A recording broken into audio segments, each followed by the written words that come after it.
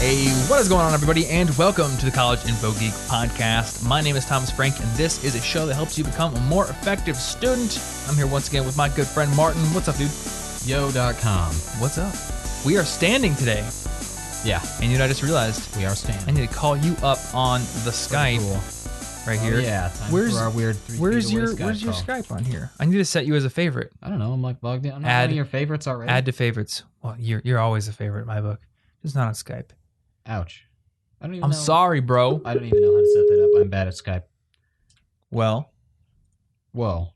you call, and then you Muted. mute the microphone. You're now muted. And then I move the monitor. This new computer setup is freaking baller. I didn't think the monitor arms would... I thought they would be useful, but I was almost a little bit thinking that they were just a little bit aesthetic and frivolous. Yeah. But no, they're actually quite useful. So, I'm pretty jealous right now. yeah. I'm going to have this desk tomorrow. Yeah. This is your hashtag goals. Hashtag Yeah. setup goals. Yeah. We're going to do 5 questions today. But Martin, I got to tell you about the spider first. I do like spiders. Because I just caught a spider. I have this little policy of not killing spiders, and I'm not sure why. They're because cool. I kill like flies why. and things like that. But Flies- spiders are cool. Yeah, but flies suck and spiders are cool. So we have all these little jumping spiders in the house, and I try to take them outside. And I took one out in the garage, and I just kind of threw it at a little cup that I caught it in, and it landed in another spider's web. Yeah. And that got me thinking, if a spider lands in another spider's web, what happens? Does it get eaten? Can it just get out? Nothing good. Cora says, generally speaking, if a spider lands in another spider's web, that spider is toast. So pour 40 out for that spider. I'm Yep. sorry. Rest in peace. Rest in peace. Unless you happen to get out. Requiescat in pace. He is. There we go. Yeah, which Nice. is, I hope, is also Italian for spider. I don't know. Araña is It's- Spanish for yeah, spider. Spanish for spider. It's So- probably close. Let's find out. It's probably close. Italian word. If I just say Or Spanish spider. in an Italian accent, is that good enough? It is. It's Ragno.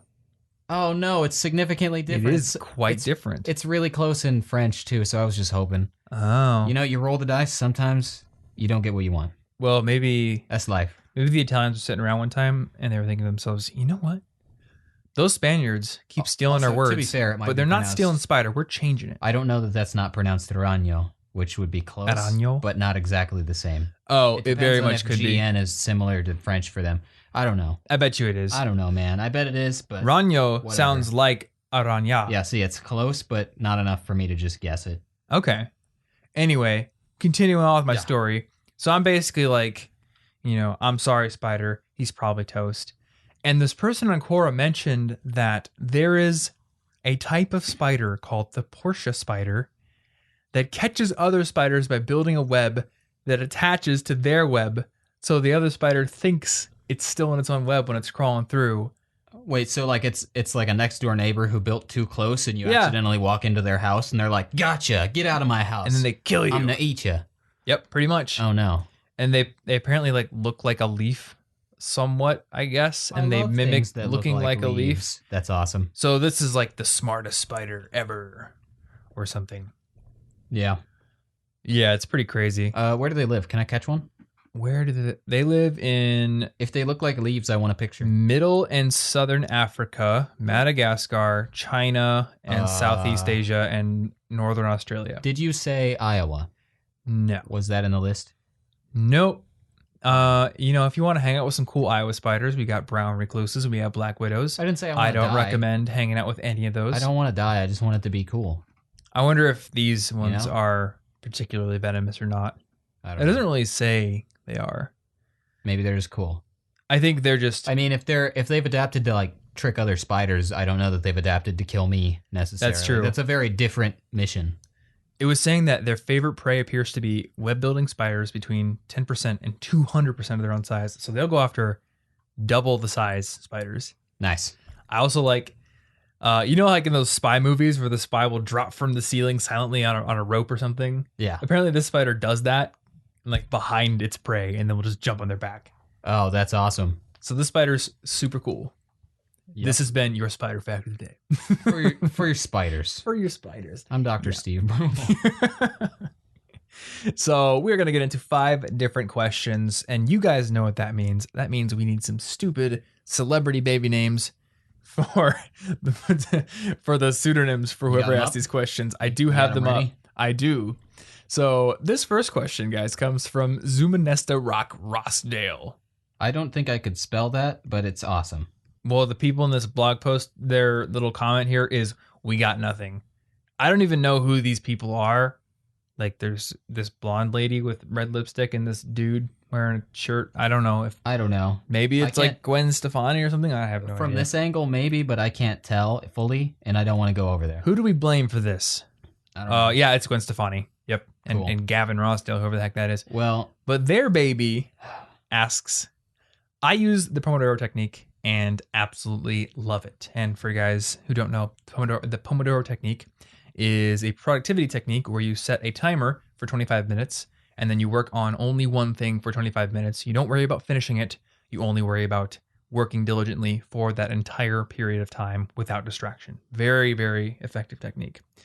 And this person says, how do you decide exactly how many Pomodoro sessions a task will take to complete? Do you switch between multiple tasks during Pomodoro sections, or do you just stick to one thing? So I guess I wanted to tackle this question just so we can kind of put, some ground rules on Pomodoros out there. Now, I do use Pomodoros, but do you? Is a question. I've used them before, but they're not like a primary part of my workflow. Now, I think some people use Pomodoros day in, day out for their entire work. And that's cool. I personally use Pomodoros when I'm feeling unmotivated and I'm feeling distracted, and I've started to realize that, hey, I've been in this coffee shop for 2 hours and all I've done so far is trick myself into feeling productive by watching a John Oliver episode and then scroll through Ask Reddit. Yeah, that's like the same thing for me. Like, I don't use them normally, but if I feel particularly unfocused and bad at things, I might use one to get myself going again. Yep. So I use an app called Tomighty. It's TomigHty. It is both for Mac and PC, and it's cool. It's free. It's a little taskbar app, so it just kind of hides in your taskbar, and you can set it to do a little Pomodoro session. So that's pretty cool. I'll just use it if I'm feeling not very productive and I need to get into the flow of working. And to the other part of this guy's question, he was asking how many Pomodoro sessions do you think a task will need to be completed? I don't worry about that at all. It's just I start one Pomodoro, and the only purpose of the Pomodoro is to get me into that flow state, to get me into like a nice steady rhythm of working. And once I'm there, it's likely I'm going to finish what I'm doing. Yeah. It's just I need something to get myself started. Well, yeah, I think a lot of the purpose of a Pomodoro session is to kind of be present-minded on your work, and trying to worry about how much it's going to take you to finish is literally being future-minded. It's the opposite of kind of the point, which is to just get you to shut out those kind of distractions.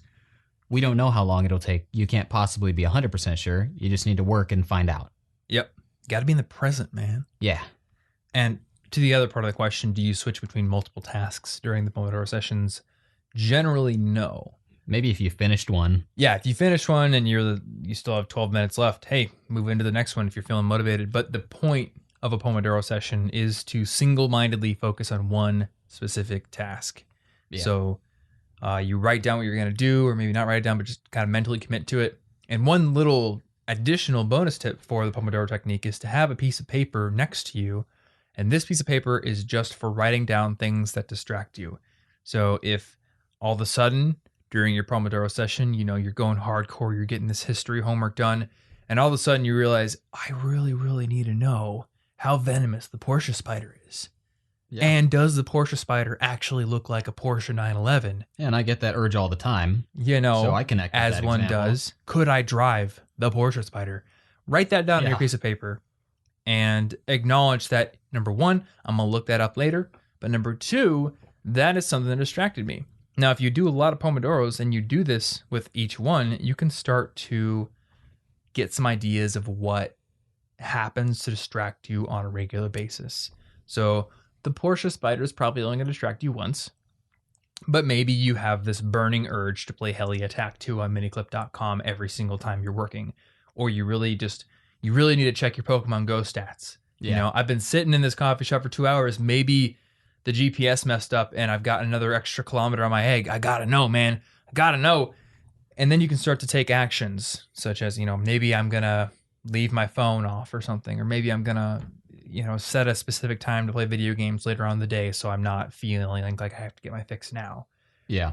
Because the distractions need to be taken care of, You can't just brute force try to avoid them.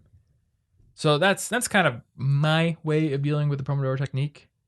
Hopefully this helped you, Zuma Nesta Rock Rosdale. Yep. I'm jealous because I'll never have a good excuse to have such a cool baby name. They'll be like, Martin, you're not a celebrity. Your names need to be pretty normal. Calm down. Oh, au contraire, my friend. What do you think the whole point of this podcast is for? Why do you think we're doing this at such a young age? Someday you're going to have a baby. We have like 10 years? So this is just inspiration for baby names? Yeah. All right. Pretty much. Well, Okay. Also, if we keep doing the podcast, you'll get more and more famous. And someday, and then I can justify it. So uber famous that Beautiful. You can name your kid what Kate Winslet named her kid, which was Bear. No, I'm going to name mine Rick and Morty Bamey. That's his name. Rick and Morty Bamey. Yep, just decided. So is it Rick or Morty? It's Rick and Morty. Space Bamey. Just decided. Okay. Well, Rick and Morty Bamey doesn't exist yet. Yeah. So the next question comes from Bear. That's it though? That's a pretty rad name. Is there like a last name?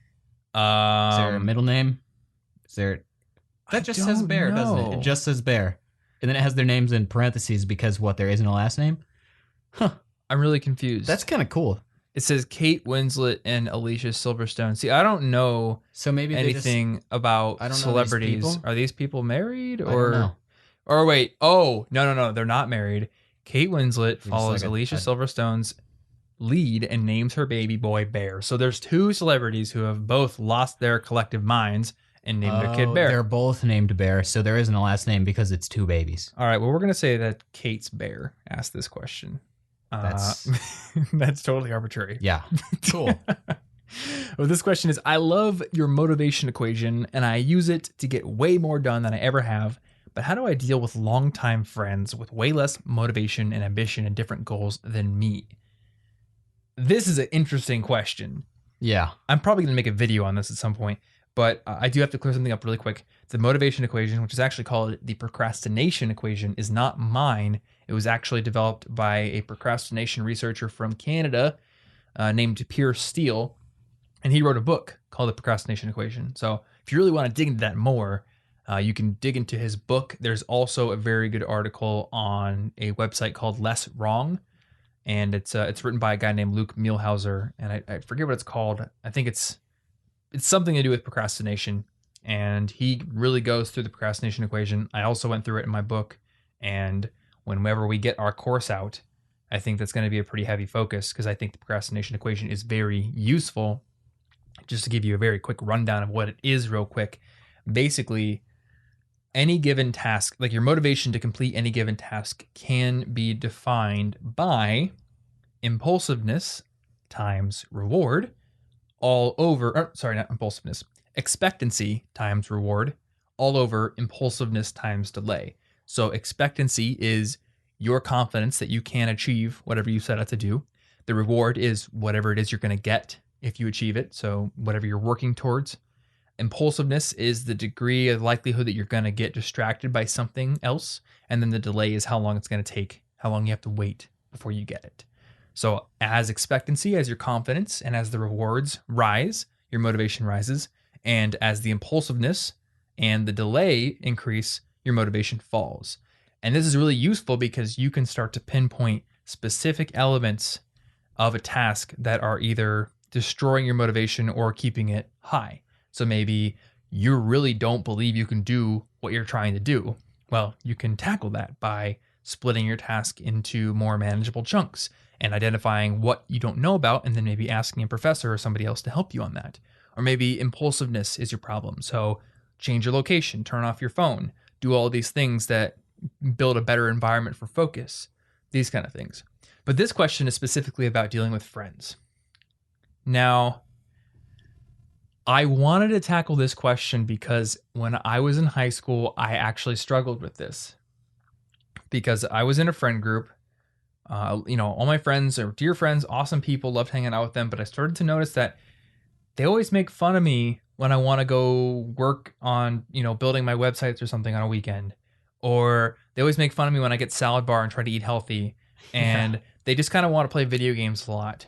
And I started, I was reading all these motivational blogs. I was reading all these productivity books, watching all these people on the internet who are motivational speakers or whatever saying, you're the big one. I think Jim Rohn said this. You're the average of the 5 people you spend the most time with. So an idea like that gets planted in your head and you start to think, maybe I shouldn't be hanging out with these people who are a little bit less ambitious than me, who just kind of want to sit around and play COD all day. Should I ditch my friends? Yeah. I don't know. Have you ever dealt with this nagging doubt? I have, I've heard that, but I've never had the urge to like act on it. I was always like, why would I do that? I'm not going to pick my friends. I'm not going to like have a designer friend group designed to make me more ambitious. Yeah. I like having some ambitious friends, but some of them aren't, and that's okay. I'm not going to ditch them. I'm just going to accept that I do non-productive things with them sometimes, and that's okay. They're not my primary source of influence. Yeah. And I don't think that I ever really had the urge to straight up like go up to my friends and say, you guys aren't as productive as me, so I'm going to not be friends with you anymore. Like that would be the most dickish thing. Yeah, that's like all work and no play anyway. Yeah. I think my struggle was more like, do I need to really proactively go out and try to find a group of more productive friends right now kind of thing? Like an idea like this, when spoken by somebody who's already very successful, like Jim Rohn was, can really get in your head. You start to think, oh man, maybe he was right. Maybe I really am the average of the 5 people I spend the most time around. So let me just put it out there. I think that this idea is complete BS. Because shots fired. Here's a perfect example. Do you think Nelson Mandela became the average of the 5 people he spent the most time around when he was in prison? Maybe they were awesome. Were they awesome people? They might have been. I don't know. I didn't hang out with those people. But I think that you are the biggest determining factor in how you turn out. Now, your environment certainly plays a part, but I don't think that you can just straight up say that, the 5 people I spend the most time around are going to influence me so much that I'm going to turn out bad if I'm hanging out with people who are lazy. Can't stop it. Yeah.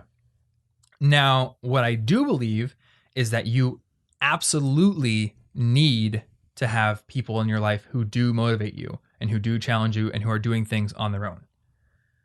They just don't need to be the people you spend all of your time around. They don't need to be your core friends, and you don't need to ditch your core friends just because you find your work values changing and being different from theirs. You simply need to make sure you're spending some time with people who do challenge you. Yeah. And I think the way you do that is very organically. You go join organizations, you join clubs, you show up for events, you basically do things that interest you, do things that challenge you, and you will naturally meet new people through those things. Now, once you meet these people, you have to be proactive in trying to become friends with them. So maybe you've met them at an event, you've met them at a club, and you say, hey, let's, go do something this weekend. Let's go bowling or go play laser tag or something. Or you meet everyone for lunch or something. Or you start a mastermind group or a Jedi Council. If you really want to have week-on-week contact with somebody and both people want to challenge each other and get feedback, you can start to build those kind of relationships. So now you've got relationships that do challenge you. You're working to have regular contact with those people, and you're still giving time to your core group of friends who, and like you said in the stress episode, these people represent your comfort zone. This is where you can go to relax and recharge and just have fun and be stupid. And I think we do need that. Yeah. Like life isn't just hustle, hustle, hustle, even if some people say it is. What are you hustling for? Yeah. Something you talk about a lot is being present-minded. And I just have to remind myself, the only time that I will ever experience is right now. And that doesn't mean that I should have no goals to change what right now is. Obviously, growing and changing and progressing is very important in life. But I can't forget the fact that right now is all I will ever have. And the way that I choose to enjoy right now, and the way I choose to react to the current situation is very important to my overall happiness. So if I have good friends who are maybe a little bit better than I am at experiencing the now for what it is, I think that's also useful. Yeah, that's a good influence just as much as being productive is, because if you're super productive, but you're also super stressed constantly and you just hate your life, but you make lots of money, that's awesome, but you never see your kids or something. Maybe there are some lessons you could learn from the less productive anyway. Mm-hmm. Yeah, I remember when I was reading Neil Postreach's book, The Happiness Equation, he said he talked to all these really successful executives who worked for huge companies, and a lot of them were not happy because ultra hustle and ball and crushing success is not the recipe for happiness. It might be one element of it, but it's not the only recipe. It makes some happiness bringing things convenient. Mm-hmm. Now, I think the one thing you need to do with your current friends, if you find that your level of motivation, your level of drive, and your vision does not correspond with theirs, is you have to make sure that they do not monopolize your time. So, being really realistic here, I know that friends that just kind of like to chill will often be like, hey, just come watch this movie with us, come play this video games, come get pizza, whatever. Let yourself do that sometimes, but don't let it cut in too much to the time that you're spending trying to achieve your goals. You have to achieve balance there. It's really just I'm going to spend some of my time with you. I'm going to cordon off a little bit of it to relax, but I'm also working on my goals. And while I'm working on my goals, I'm probably going to be interacting with people who are a little more in sync with how I think, right? Yeah. I didn't mean to rhyme that, but I think there's a rapper inside me. Yeah. Just waiting to come out. Let him out. Yeah.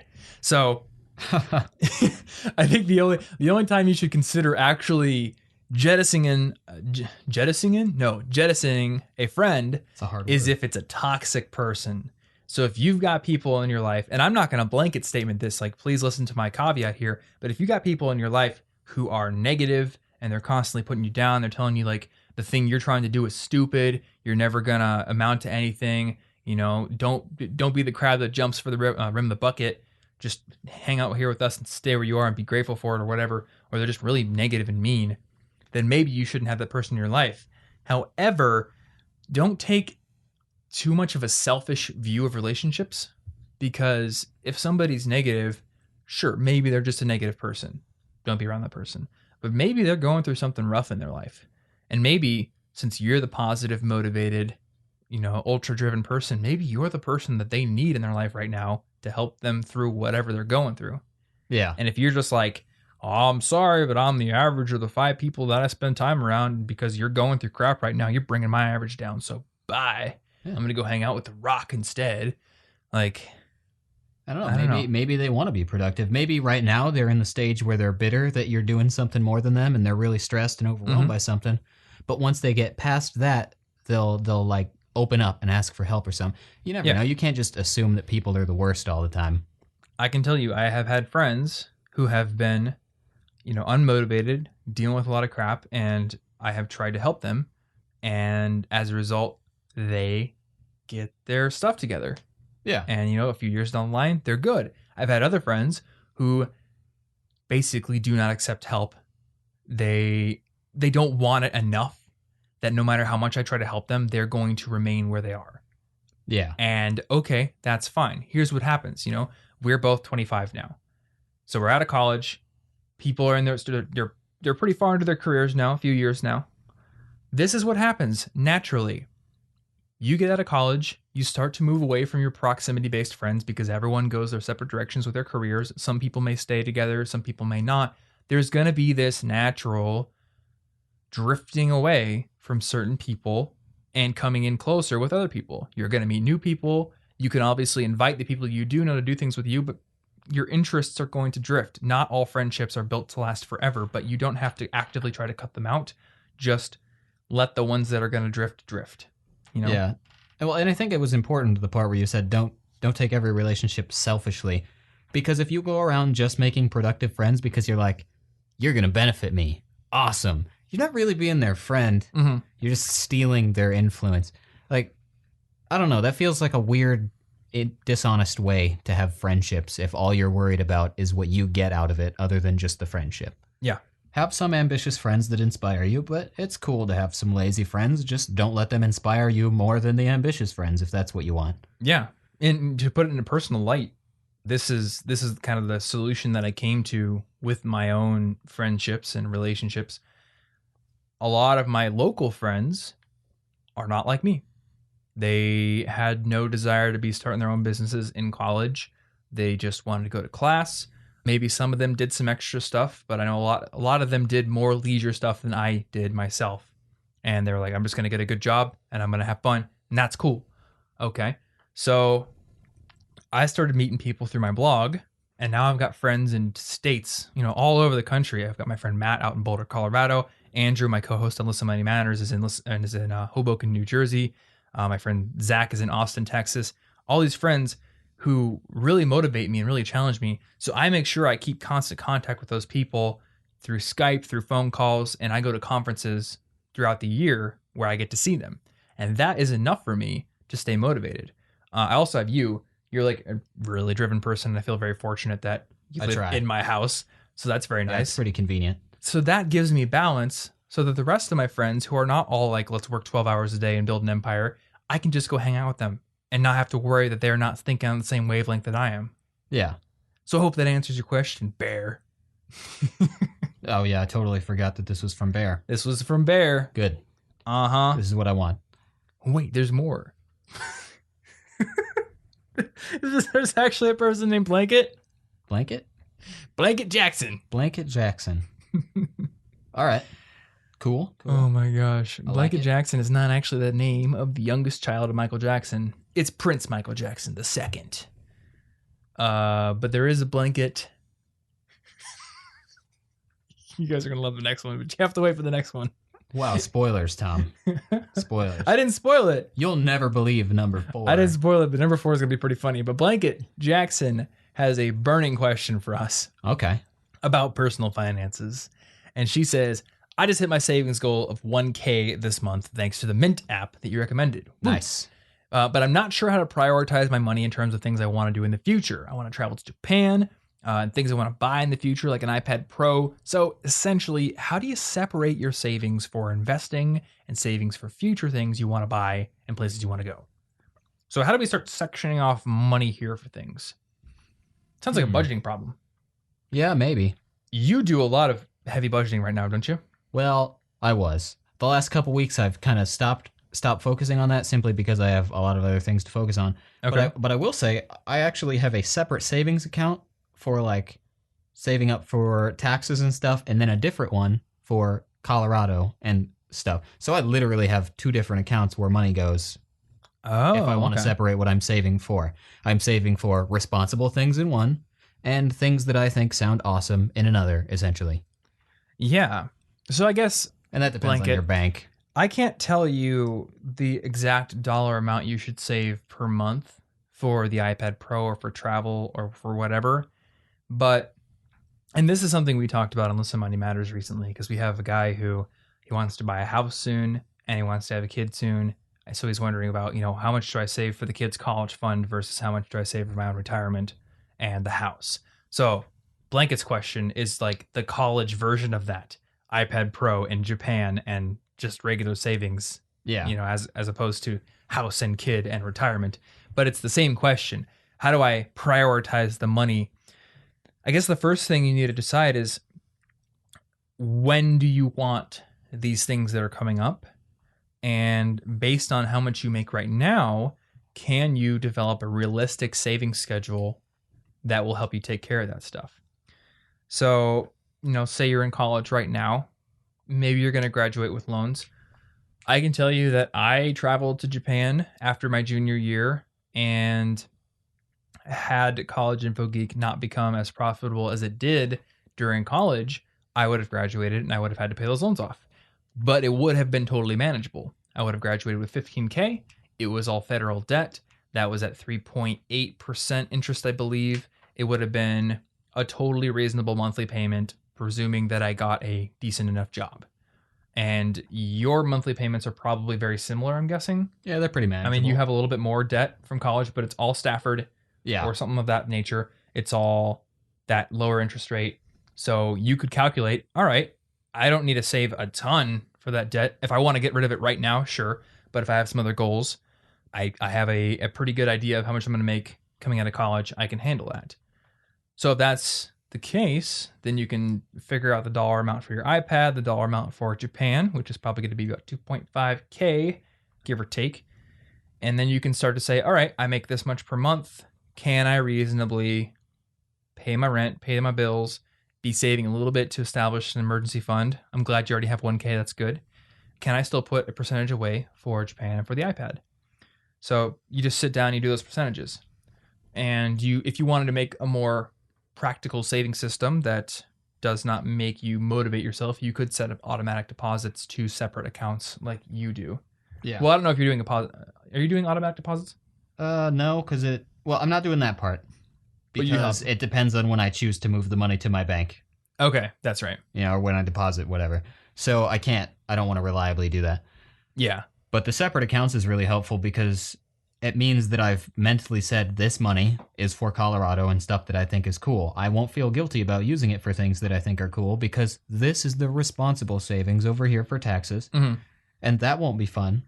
But I'm not going to let responsibility leak into all of my money. Some of it is for fun. Yeah. And I can tell you how I budget my money because there's actually a budgeting guide on College Info Geek. Let me see if I can find the URL real quick. Yeah, collegeinfogeek.com. And every time I read these URLs out, you're going to be able to find them in the show notes. And that's probably an easier way to do this. But it's collegeinfogeek.com/budgeting-for-college-students. It'll be in the guide though. Yeah. And you know what? Actually, for this one, what happens if I go to /budgeting? Does it work? It does. Okay, so you can go to collegeinfogeek.com/budgeting. Thanks, WordPress. To read this guide. And this guide has an audio narration if you would like to listen to it as well. I don't really try to section off savings things for myself, and this is just personal. But what I do is instead I try to kind of fill the buckets that need to be filled. So when the money comes in, it flows to the right places first. It flows to expenses, and if I had debt, it would immediately flow to debt minimums, and then it would flow to filling my checking account up to between 2.5 to 3 times my monthly expenses. And I think this is a really good thing for anyone to be shooting for. Now, when you're in college, you might literally not ever make enough to have 3 months worth of expenses in your checking account. That's fine. This is just an ideal, but I really think it's a good idea to work up to having 3 months worth of your expenses in your checking account. That way you can take a punch. If something happens, if you got to, buy new tires for your car or whatever, you got to go get your name changed because somebody named you Blanket. You have the money in the account to do that. And I think it's also worthy to have an emergency fund somewhere else just in case something really hits the fan. My friend Andrew has advocated keeping that money in Betterment because Betterment is a pretty safe way of investing money, but it still grows a little bit. I think you got to think about your risk tolerance there. You could have it in Betterment. You could have it in just another account somewhere. And then I like to get rid of debt fast, but if you got some things you really want to do, for some people it's saving for a house, for other people it's saving for an iPad Pro and a Japan trip, just create new buckets. But make sure you're filling those expense ones and trying to keep those checking accounts nicely filled up. And from there, you can establish safe percentages to save for your fun things. And you can base those percentages off of the time goals at which you want to buy the things. And I guess you got to ask yourself, why do I want the thing? How early do I need it? Is this iPad Pro critical for my work? Or do I just want it because big screen equals better screen? I don't know. Yeah. Then again, once I've talked myself into buying some tech thing, it's probably going to be pretty hard to talk me out of it. It's like Inception. It gets trapped in your brain. You can't get rid of it. Yeah, exactly. I got an itch for that technology. Mm-hmm. But I try to hit my goals first. So right now I have made the strategic decision to invest more money in my business instead of my investments. So whereas before I was trying to put around 2K per month into investments, I have cordoned off a bunch of that money to paying Anna and to paying you and to paying Ransom to write articles because I think that was a great decision. I think so because it lets you work for me, which is cool. But also I think you working on the business is going to provide more than a 7% return, which is what I will realistically get I hope so. in the market. I mean, if you help me build a course that doubles the sales it's gonna be better than per 7%. month, that's 100% return on investment month over month. That is clearly better than being like, nah, I think I just got to keep shoving money into Vanguard, you know? Yeah, and you really got to be able to make those decisions because if you want to go to Japan and get an iPad Pro fast, you want to enjoy your early 20s or something, but it might take you slightly longer to pay off your debt. You don't have to just pay it down immediately. If you're okay spending the minimum and be like, okay, the interest for like 2 months that I'm going to have to pay extra because I didn't pay it off early because I wanted to go to Japan is worth it. I don't care.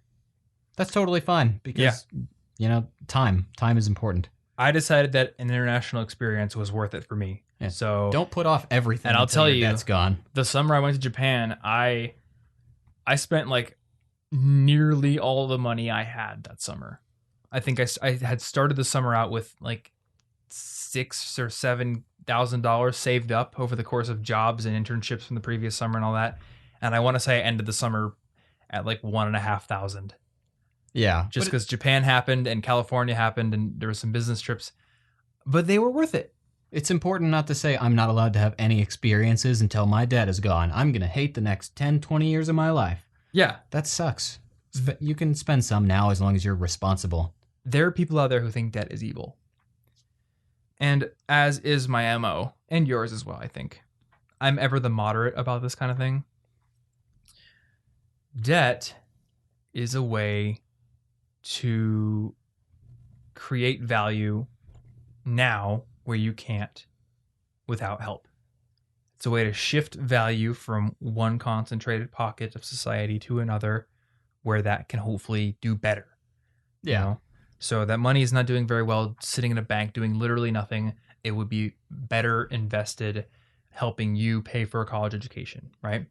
Now, I think debt becomes quote unquote evil when it is so crippling to pay it back that you are now having to compromise a lot of your life, or if you're spending way too many years paying it back, or if you're not getting a big return for that debt. Say you went to a school that costs 4 times more than another school, but you don't get a 4 times higher return, which is very likely for most schools that cost 4 times more. I would say, you graduate from a private university costs you $50K a year versus a public university costs you $10K a year. Are you really going to make $500,000 at getting a job after that one versus $100,000 getting a job from the public one? Probably not. Yeah. You're probably going to make, realistically, you're probably going to make the same. But if anything, you might make like what, $5K more or something. So at that point, was it worth it? But debt can be used to leverage higher growth now. And if you're okay with how long it takes to pay it back, that can be useful. Just do the math on it, I think. It's the really, really, really important thing. Do the math. Be aware of what it translates to in terms of a monthly payment and what overall portion that's going to represent of your entire monthly expenses and how much you can handle that. Be realistic about this. Also, if you want to learn more about money stuff, listenmoneymatters.com/show is where you can find my other podcast, Listen Money Matters. And we have 350 episodes, I think. Yeah. About money. There's a lot of stuff about money. So, we're definitely going to do more money episodes here. And I want to start moving into some money topics on the channel as well on YouTube. But I think for the most part, College Info Geek is focused on learning and productivity and those kind of topics for now. So if you really want to dive into money, Listen Money Matters is the podcast for you. And now, I know I teased it. We have another. What's the next we have name? another. We have another Jackson. I've been fiending for it. And this person is named Your Majesty Jackson. Your Majesty? Your Majesty. Your Majesty. That is cool. I don't even know what that means. I like it. But that's great. So Your Majesty has an interesting question about choosing the major that he wants to study in college. So, and just to give some backstory, this particular Your Majesty does not live in the U.S., so college is a little bit cheaper from where they're from. But their parents were saying, hey, you should go look at engineering. So they looked at engineering programs. Electrical engineering kind of stood out. They were thinking about it, but Your Majesty is actually very passionate about photography, and he doesn't want to go into engineering. He really wants to go into photography instead and study photography, but he's not sure if that's a good idea. So basically, this question is, should I go for photography at university or should I go for engineering and try to pursue photography on the side? That is a difficult question. Yeah, I think it's a very difficult question. This is one that I did answer via email. It caught me at the right time. I think this really goes back to the whole idea that college is an investment. It's a business decision, and you have to think about the return you're going to get and what kind of return could you get pursuing a different investment. So I don't know this for sure, but I have talked to people on this podcast and other podcasts who are successful photographers. Very good example over on Listen Money Matters. The episode we published this week, as of the day we're recording right now, August 22nd, was with a lady named Laura Novak. And she runs a business that's successfully like a multi-million-dollar photo studio franchising business. She basically started this photo studio. I think it was called Little Nest in Philadelphia, I want to say. It was very successful. And then someone approached her about opening another location and it being a franchise of hers. So now she is a franchisor and she has franchisees opening up their own little nests that she has an ownership stake in other cities.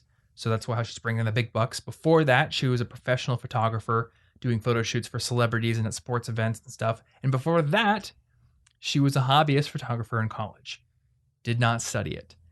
Nice. So my point here is that from what I know and from the people I've talked to, photography sounds like a pursuit where you could get to pro level. You could get to a level where you're making an income almost as easily not through university as you could if you formally studied it in college and paid for it. Yeah, the degree itself isn't necessarily any better than just a really good skill level.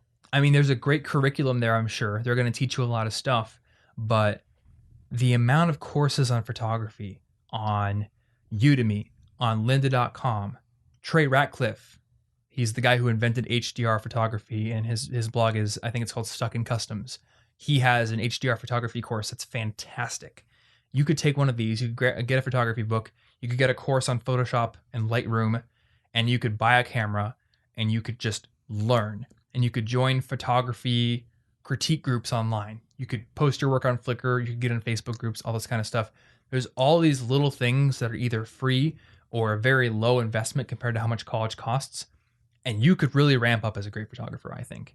Yeah, I literally have a photography class tonight that I'm going to. And that's not college. I mean, it's at the university, but how much did you pay for that photography class? Like $90? $90. Yeah. But the thing is also, I came into college planning to be a French major and then switched to MIS because I thought to myself, will this French degree give me any more than skills in French to justify the loans? Mm-hmm. What if I just study MIS, use it to pay back the loans that I'm taking to immerse myself in this environment, study things I want, and in general, improve my economic position in the world, allowing me to study these things on the side?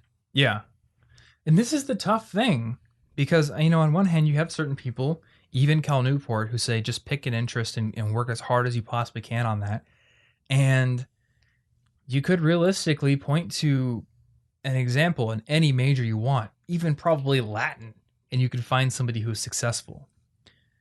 But you also have to balance that with the two questions of, number one, what are the realistic career prospects like in this field and how much does that weigh against how much this costs?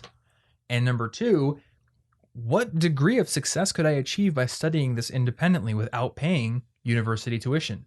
Yeah. With engineering, I would say go to university. I mean, you can learn a little bit of engineering on your own, but you're not going to have CNC machines and you're not going to have electronics engineering laboratories.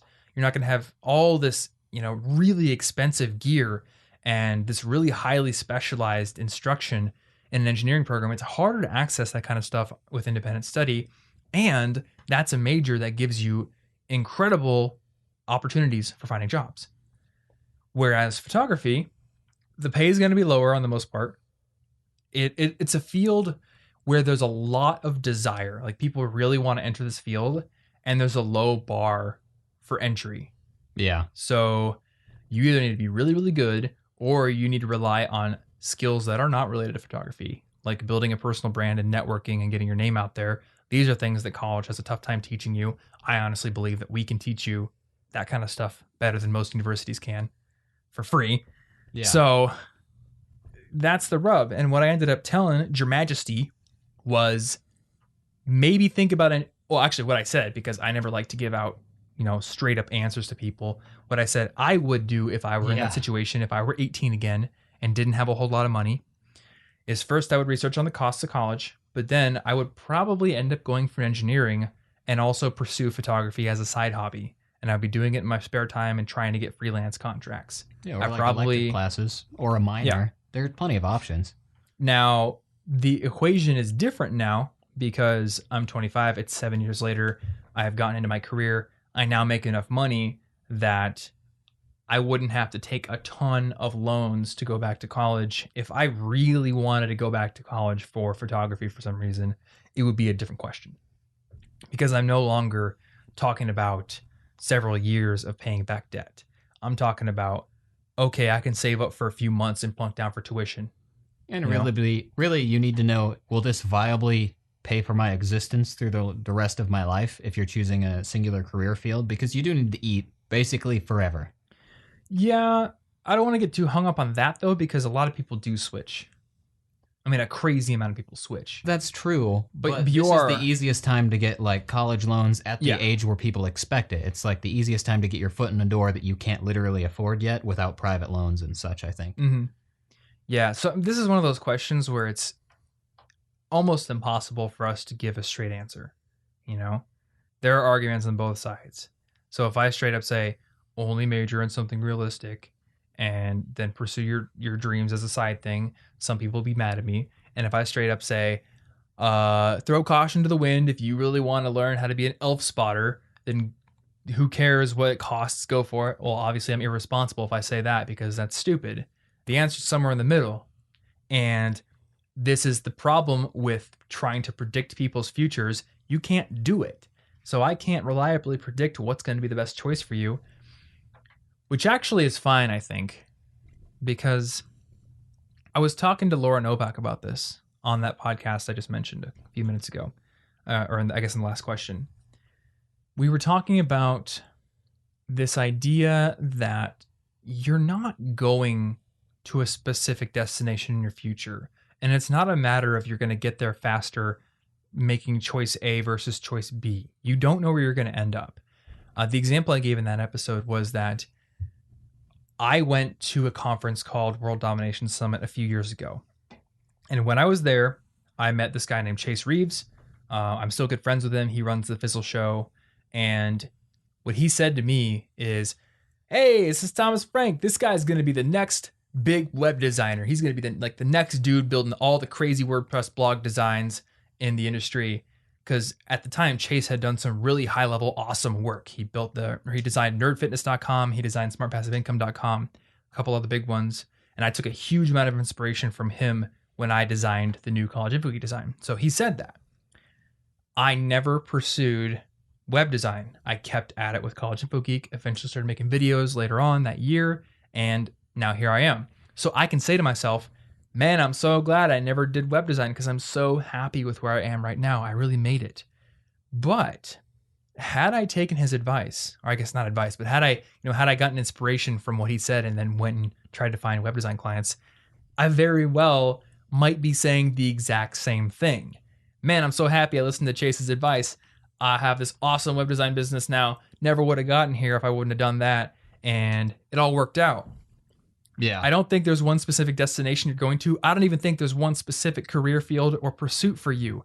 I think it is a process of working and figuring out what you like, what you don't like, what works for you, adapting, choosing things, and reacting and having the attitude that you're going to be happy with what happens. Yeah. Yeah, I think the only part that makes this even really any harder than deciding like a hobby or an interest is the fact that you have to decide which one's worth basically taking my limited amount of possible government loans maybe to get that first degree. Because after that, if you do go back, It's not going to be easy. I think there are limits on the federal loans, I know, at least in America, where they're like, we're not going to just send you back for infinite undergraduate degrees. That doesn't make sense. But outside of the financial concerns, like, who knows? Mm-hmm. And I mean, your interests have changed quite frequently. You started out with linguistics and French, and then you moved to MIS. Yeah. And most MIS people do not end up in programming, but you ended up in essentially a programming job. Yeah. And first. I'm doing photography on the side, and I really like it. You know, and nothing now, to do with anything, really. Now, maybe half your time is web development, but now you're doing content development and podcasting. I mean, could you have predicted 5 years ago that you would have been doing that? Yeah, it seems like I really used my degree path as sort of a backup plan to justify financially the loans I was taking to give me cool experiences. Yeah. But maybe that's weird. I don't know. But looking back, it seems that that's really what I did, was just made MIS a suitable backup plan, as the college experience was really important. Now, I don't want to sugarcoat this. If you do choose to take this route where you maybe take the quote unquote safer university path and you find a job and then you try to kind of use that to fund your side hustle, it's going to be tough. We've got friends who come home from their jobs and they're like, I'm just too tired from work. All I want to do is relax. I don't want to work on this side thing. Yeah, or it turns out I hated this career path. Or they hate doing it. Yeah. So there's never going to be a way that you can guarantee ultimate happiness right away. It's going to be hard, and you may have to work extra hours and burn the candle at both ends a little bit. But I also just don't want to say like everything's going to be happy hunky dory if you just go for just photography blindly follow your take a passion bunch of loans and for it. Hope it works out. Yeah, it is a business decision. It's an investment. Know. There must be a return, otherwise you get caught in a debt cycle. So, yeah. money question. Yeah, hard. So let's move on to the next one. Yeah. Who do we got? Moxie Crime Fighter. That's amazing. That's a good one. That's you know what? Superhero. Penn Jillette. That's actually a pretty cool name. I mean, it's still dumb. You got Moxie, kid. But Moxie Crime Fighter. I like that word. Like, that's the coolest dumb baby name I've heard. So, Moxie Crime Fighter wants to know, I want to build my own personal brand like you, but I'm not sure which niche to choose. Niche? I don't know. I love dancing, anime, manga, video games, and reading, but I don't know enough to bring value to others on those topics alone. So, how do you choose a niche to brand yourself in? All right. My recommendation is the same recommendation that you gave me for these resource pages we've been building. Agile. And what Agile means... Actually, wait, you're a software developer of sorts. What does Agile mean? Well, I'll probably butcher what the schools will tell you or something. But essentially, do what you can get done now and don't freak out about making the perfect product. Spend 10 months planning out, okay, what niche am I going to choose? When you could just start something right now and in 2 months be like, actually, I didn't like that one. Let's try the next one. You would know more in 2 or 3 months than you would in 10 months of trying to plan out the perfect niche to choose. You don't really know until you try stuff. Yeah. And in terms of our resource pages that we've been working on, we have all these features we want on those pages that aren't there yet, but we decided to basically establish a minimum viable product. What will be useful if it is live?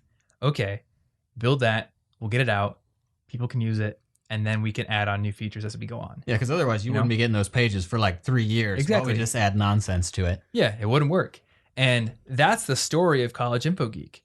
If I would have one day in 2010, back when I started it, thought, I really want to have this YouTube channel, podcast, blog, and book, and speaking engagements, and all this stuff. That sounds overwhelming. It would have never happened. That would have been a lot of planning. It would have been overwhelming and stressful. You probably would have scared yourself out of doing it, honestly. I think so. And, on a similar note, I wasn't thinking to myself, man, I want to become the next big thing in the college and personal development space. Not at all. There was this other blog that was for college students. It was like the life hacker of college. And they put out a post saying they wanted new writers. So I applied, not because I was going to build a personal brand around that topic, but I thought, hey, I like this blog. I'm a fan of it. And if I have a writing position, that's something I can put in a resume that's going to get me, step by step. That's going to get me to the next thing that might just be the thing that pushes me over the edge to being like the candidate that a company hires for an internship over someone else. So I applied, they rejected me. I didn't take no for an answer. I went and made my own blog. And it was very casual. It probably took me 2 or 3 years to get to the point where I was like, okay, this is my personal brand. I'm not going for IT. I'm not going for web development. I'm going straight up for this. But it was 2 or 3 years of consistent work and putting in time and developing the interest through that work. So, and I think this is how everyone starts, right? Yeah. Marquez Brownlee, MKBHD on Twitter or on YouTube, has over 3 million subscribers, I think, at this point, and he's like one of the biggest tech reviewers. He started as just this 15-year-old kid in his parents' house reviewing a mouse on YouTube. Did he think, man, I'm going to have the ultimate tech review channel? I think he just wanted to make a mouse review.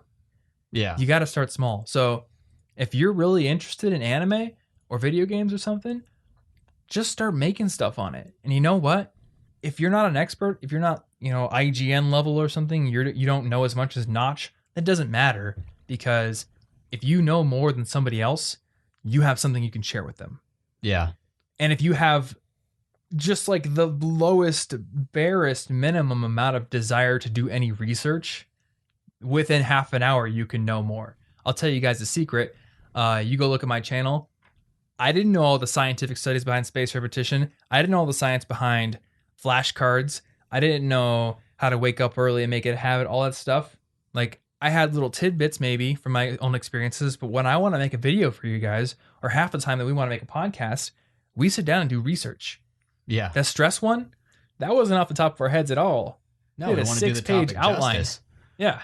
We were digging that's through the thing, studies and too. all kinds of stuff. How do you become an expert at something if not by doing it? Mm-hmm. It's not like all these YouTube videos you got up on your screen right now. It's not like you thought to yourself, I'm an expert in everything. I should make videos on them. You made videos on things one at a time. Mm-hmm. One at a time. Got to know a little bit more about the next thing. That's the only way to progress. You can't just start out as an expert. It doesn't work like that. Yeah. Yeah, it doesn't work at all. So Just do something. don't worry about exactly what your personal brand is going to be right now. Just worry about, can I make something that I'm going to enjoy that's going to create value for somebody else? Especially if you want to do it like me. I think personal branding can be a little bit more deliberate when you're thinking about it in a career sense. Like, I really want to be a web developer. How do I do that? I build websites. I build a kick-ass personal website with a portfolio on there. I have all my, networking stuff down pat. I'm doing freelance stuff, all that kind of, thing. Yeah. There's a better path there. But if you want to be like what we're doing, where we have, a content business where we're making videos and podcasts and stuff, it's much more fluffy in the beginning. You just start writing on what you think is cool, and you maybe try a few things. And if you get like a nibble, right? You get somebody who's like, yeah, awesome post. That was really cool. That's some validation. And from there, you can just start adding more.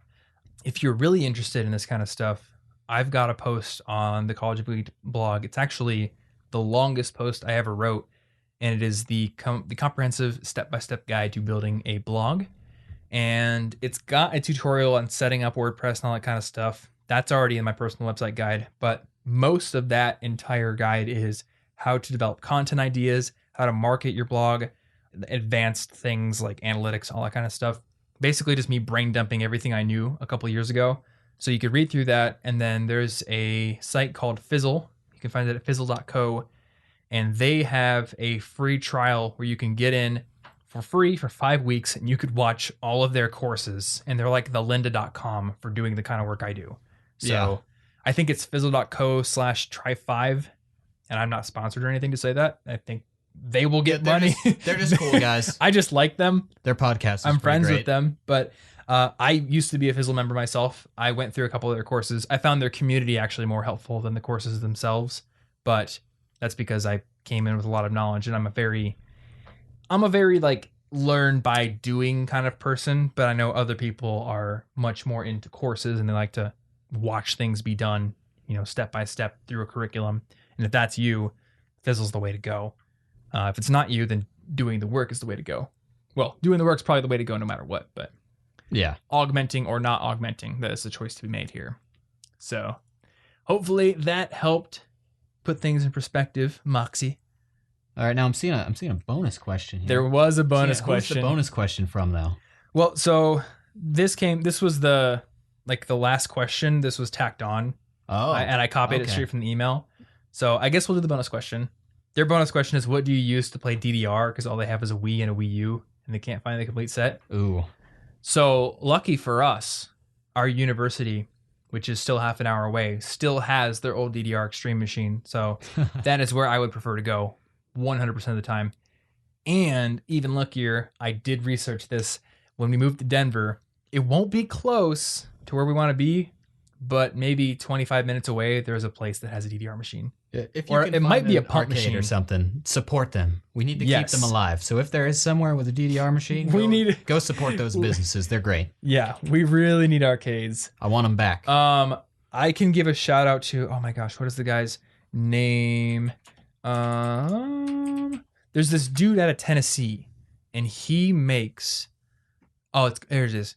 He makes not metal dance pads, but they are hard dance pads. They're made mainly out of wood, and he's just a dude out of his house in Tennessee, but he makes the best pads on the market right now because DDR is unfortunately kind of a dead thing. But for the 6 people out there who still play it, and more power to you, keep playing it, keep the dream alive. Yeah. He sells them.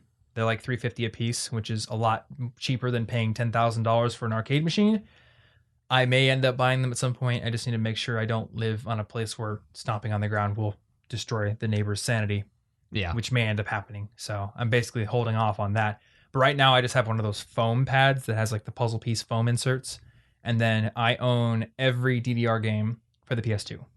Yeah, and all of them. Those probably aren't that expensive, I imagine, unless they're rare. They're so cheap. They don't seem like the kind of game to become rare. Yeah. So. And you can pick up a PS2 for $30 now, I think, probably. Yeah. So PS2 is the way to go for DDR because there are 7 or 8 DDR games, and then there's Pump It Up Exceed, and then there's In the Groove. And then if you really want, there's that other really dumb dance game. Yeah, but like the Wii is important because you can dance with like Waluigi probably.